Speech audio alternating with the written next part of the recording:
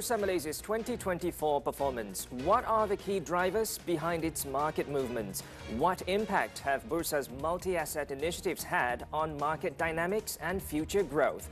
How is Bursa ensuring investor confidence and strengthening Malaysia's position in regional capital markets? And what trends are influencing market sentiment? Navigating markets, seizing opportunities. This is Money Matters.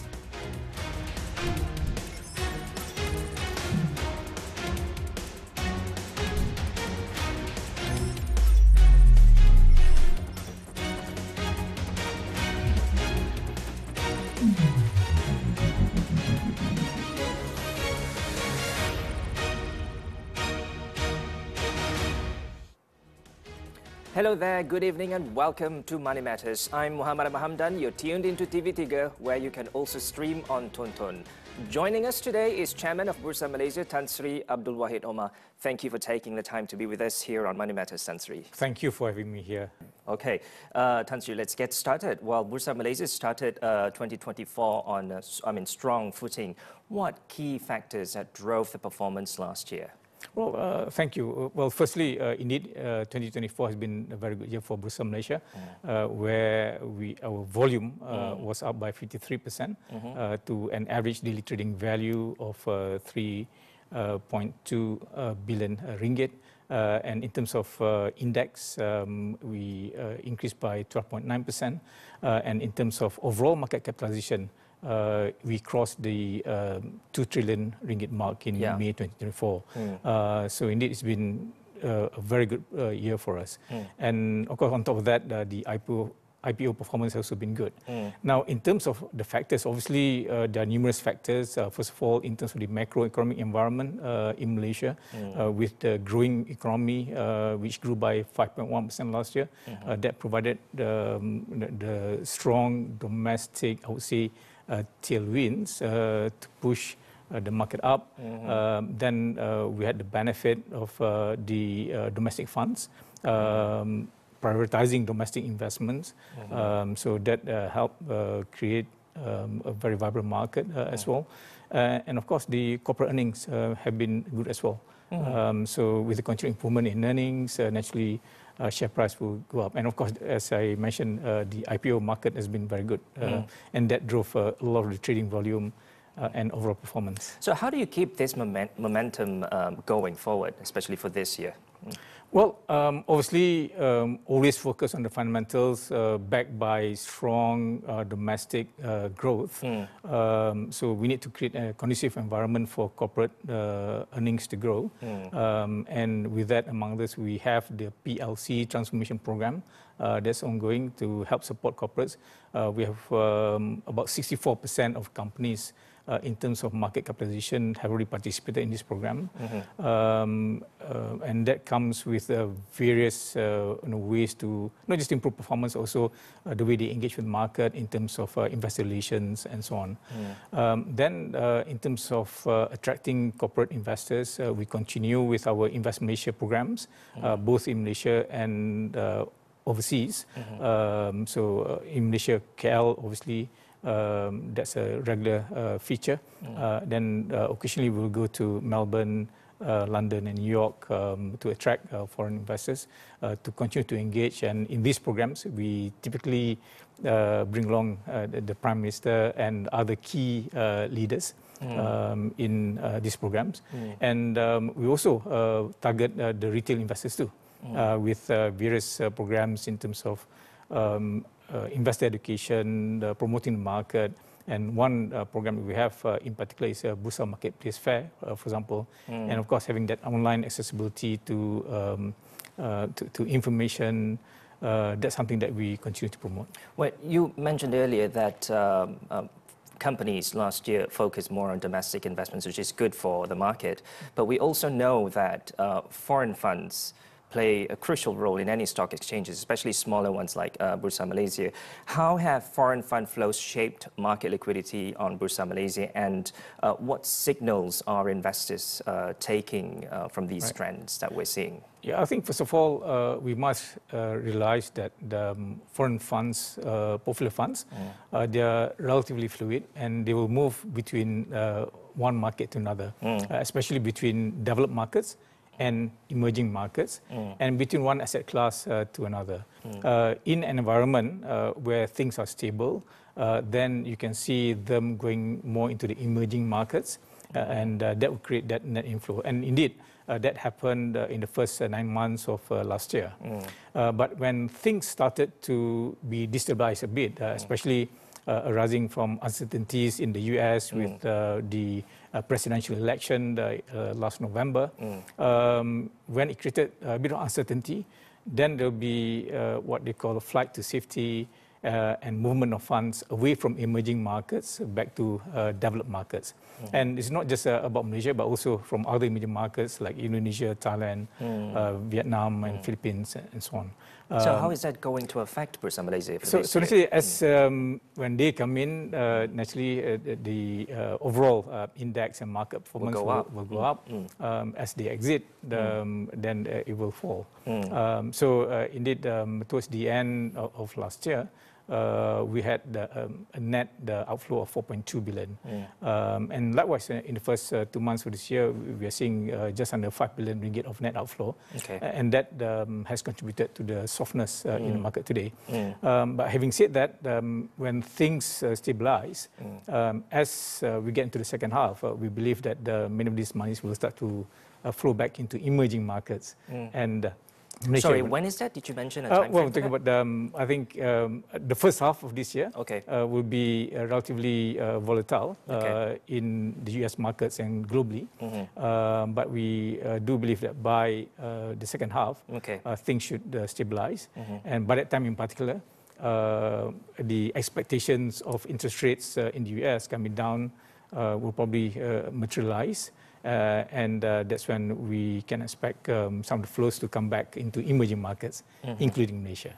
Now, the IPOs for 2024 looked really promising. What's the pipeline looks like for this year? Yeah, so you mentioned 2024. Indeed, we had 55 listings last year, and that made Bursa Malaysia as the most vibrant IPO market. So indeed, that has created a lot of interest in the IPO market, and the pipeline for 2025 obviously is good, and we are hopeful that we'll get a higher number of IPOs this year, and our target is about 60 companies coming to the market this year. And from which sectors are these companies mostly from? Yeah, so across the board, we are expecting in technology sector, real estate, and many general services sector. So I would say generally across the board. And you know, the thing about us is the fact that we tend to go back to our purpose. Our purpose at Bursa Malaysia is to be the marketplace where businesses come to the market to raise capital, allowing investors to invest in them. They can range from being small to medium-sized to large ones. Now, Tan Sri, we're going to go for a quick commercial break, okay? Thank you. So don't go away, because Money Matters will be back shortly.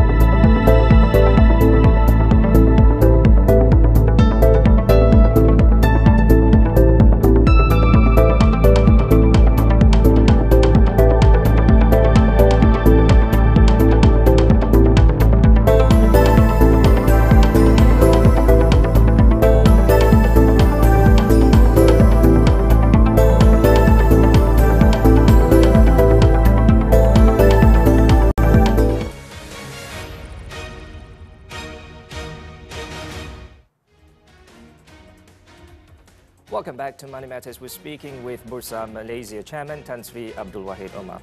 Now, Sri, we're seeing global market shifts for the last several years. And how is Bursa Malaysia, how does Bursa Malaysia ensure stability and also resilience in the equities market? Right.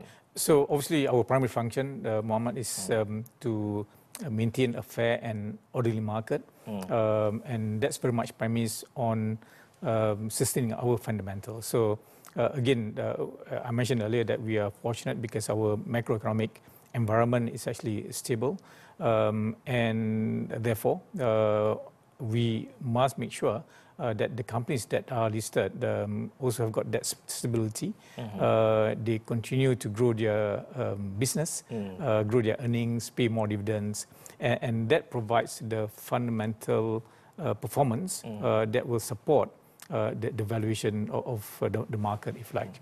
Now, in terms of governance, obviously that's very much on top of our mind and our practice. We make sure that our rules remain relevant. We make sure compliance by our PLCs. We monitor them and we also support them. I mentioned earlier about the PLC transformation program, for example. And the third part is about engagement. So I think that continuous engagement with investors is actually important, both institutional and retail. And on the retail side, in particular, is about investor education and protection, something that we take very seriously in our efforts to maintain a fair and orderly market. Do you think the equities market remained attractive for retail investors, considering that we have new asset classes now, right, like digital currency, cryptocurrency, with AI? So is the equities market attractive enough to, for younger retail investors? Right. I'm glad you asked that question, Muhammad, because when we talk about investing, we should really be investing in a productive asset. Right. So productive asset, when you buy shares, for example, equities, you're actually buying a part of a business, right, which is running, which is creating economic activities, creating employment, and they generate profit, and they pay dividends. As opposed to some of them. Yeah, some of them. So obviously, then it's a matter of making sure the information is there. But overall, if you've seen that the listed companies in general, as a market, they continue to grow. So, for example, if you talk about last year, I think generally it's about 6% kind of earnings growth for the KLCI component stocks. I think this year we're probably talking about lower, but anything between 2 to 7%. Depending on the conditions of the market. But in general, they provide that return. So our market PE, for example, today is about 14.5 times. So if you invert it, you're talking about 6 to 7% kind of earnings return. And in terms of dividend yield, generally in the market it's about 4%. So that's why I'm saying that when you invest, there'll be returns that you can expect in the medium to long term. Of course, short term, there'll be that fluctuation. But when you invest in a digital asset, if you're talking about cryptocurrency, for example, that's pure speculation. Yeah, it's very volatile. It's very volatile. It's pure speculation. So in our assessment of a 1 year volatility, if let's say an equities is between 10 to 20% max over 1 year volatility, but for a crypto, Bitcoin in particular, it was like 68%. And I would say that's not investing. It's out of the That's world. more speculating. Right, right. And Bursa Malaysia has also introduced new asset classes to the stock exchange, like Bursa Carbon Exchange and also Bursa Gold Dinar. How have these performed so far, and what's next in Bursa's multi-asset strategy? Right. So the three asset classes that we introduced, gold, carbon credits, as well as Bursa RAM Capital. Now, they serve different purpose. So, for example, Bursa Carbon Exchange is meant to support the nation's movement towards net zero. So the idea would be we want all companies to reduce their carbon footprint, but while they're doing that, they can help to offset their carbon footprint by buying carbon credits, the proceeds from which will be used by the project promoters to undertake activities that will help reduce carbon emission or greenhouse gas emissions. So we started with carbon credit, and since last year we introduced the renewable energy certificates, and we also had our own homegrown.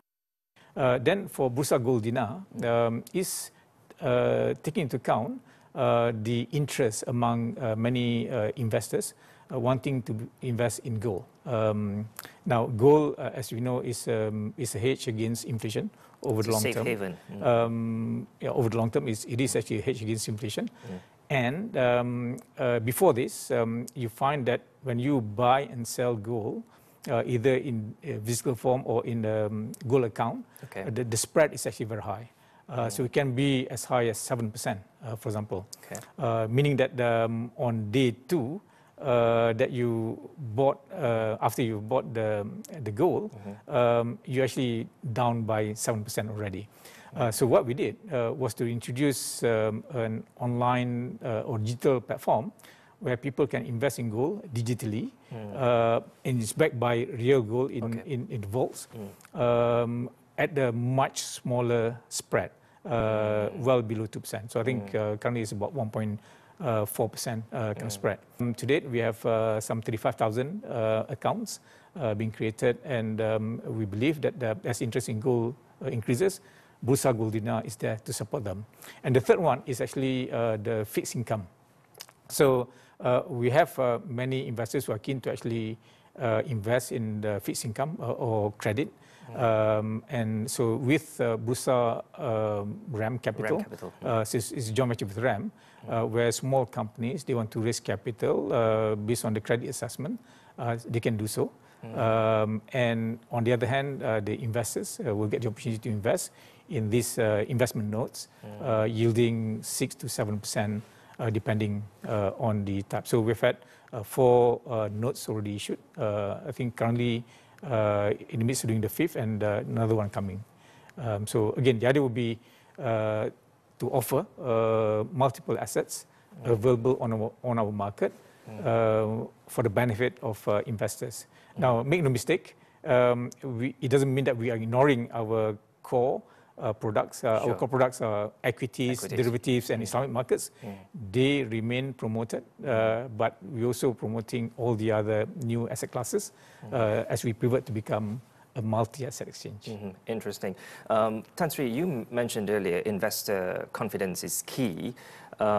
So what steps is Bursa taking to enhance retail engagement while also at the same time upholding market integrity? Right. So first of all, in terms of financial reporting, we continue to require public listed companies to announce their results on quarterly basis.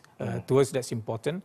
Although some exchanges have moved towards semi-annual disclosure, we feel that that quarterly announcement is important to make sure that investors have access to the latest financial position of the company that they invest in. Then is making sure that all the investors have got access to such information. So beyond the website that we have quite a number of Bursa Marketplace website where people can have access, Bursa Anywhere, where they can have access to all those information at any time.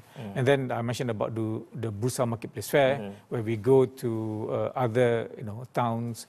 A few months ago, we were in Kuching, for example, to help educate investors. So this ongoing engagement will continue. And of course, we also have other products that Bursa Bumon, we call Bumon Trader. This is actually part of our investor education, trying to get the young generation to be exposed to investments, equity investments in particular. And as they get familiarized with the product, and hopefully when they grow up, when they have access to capital, they will then be able to actually invest wisely. Okay. Tan Sri, we're going to look at interest rates and also market attractiveness, but hold that thought because we're going to go for another quick break. Thank you.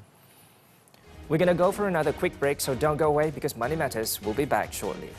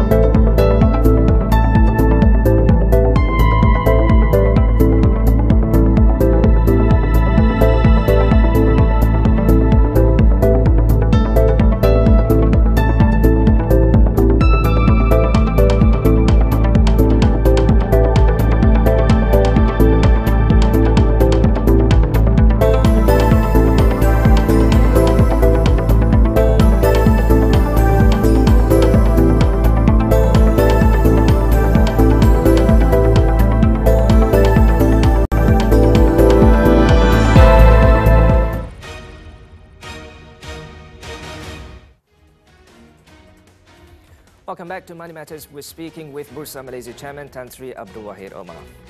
Tan Sri, with shifting global and local interest rate expectations, how is Bursa responding to ensure market attractiveness?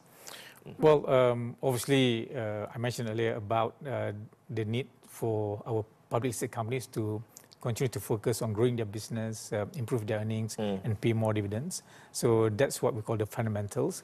The interest rate movements globally will obviously then affect the flows.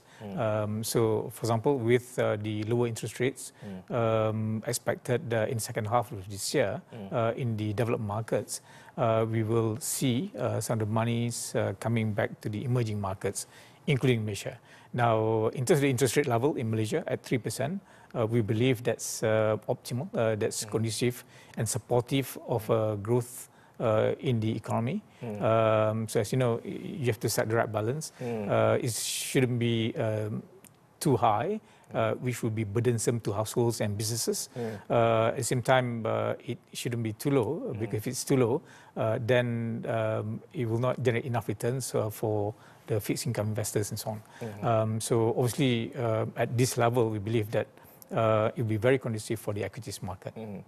How does Malaysia's capital market stand regionally, and what competitive edge does Bursa offer in today's economic climate? Yeah, so in terms of the overall capital market, we have a capital market of 4.1 trillion ringgit. Half is equities, and the other half would be fixed income. Now, that makes Malaysia as the most developed capital market in the ASEAN region. Now, within equity itself, you know, we have one of the highest number of public listed companies, and at 2 trillion ringgit, I think it's actually quite respectable. And of course, what is actually very important is your ability to attract new companies to come to the market. And the IPO, which we mentioned earlier, that pipeline is actually very strong. And the fact that we were able to attract 55 companies to the market, that's the highest since 2006. I think that's actually very, very encouraging. And indeed, we hope that this year we'll be looking at 60. And the good news is that as much as we are open to businesses of all shapes and sizes, because of the interest generated on new listings, on IPOs, it has also attracted some big companies looking at listing into our market.